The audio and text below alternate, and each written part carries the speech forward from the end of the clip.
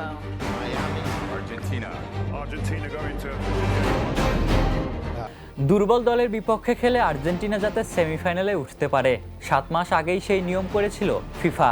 জানিয়ে সামাজিক যোগাযোগ মাধ্যম থেকে শুরু করে বিভিন্ন ফুটবল বিশ্লেষকদের মধ্যে চলছে তুমুল আলোচনা। বিতর্কের সূত্র 2025 সালের নভেম্বরে ফিফার করা নতুন নীতিমালা।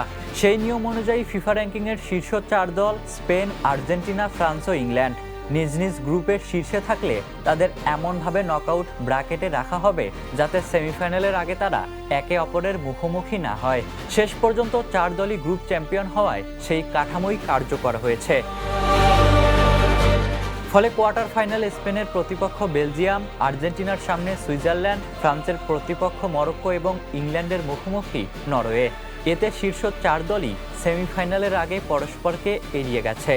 ফিফার দাবি টুর্নামেন্টের আকর্ষণ ধরে রাখতে এমন ড্র কাঠামো করা হয়েছে। একই ধরনের পদ্ধতি টেনিস ও কিছু ক্লাব প্রতিযোগিতাতেও দেখা যায়। তবে সমালোচকদের প্রশ্ন, এই নিয়ম কি শীর্ষ দলগুলোর জন্য তুলনামূলক সহজ পথ তৈরি করেছে? বিশেষ করে আর্জেন্টিনা নকআউট যাত্রা নিয়ে সেই বিতর্ক আরও জোরালো হয়েছে। যদিও ফিফা বলছে পুরো কাঠামো আগেই প্রকাশ করা হয়েছিল এবং সব দলের জন্যই একই নিয়ম প্রযোজ্য। তবুও আর্জেন্টিনার সেমিফাইনাল সম্ভাবনা ঘিরে বিতর্ক এখনও থামছে না। Ishtiaq Mahin, the news. দেশে দেশে সবার সাথে দ্য নিউজ।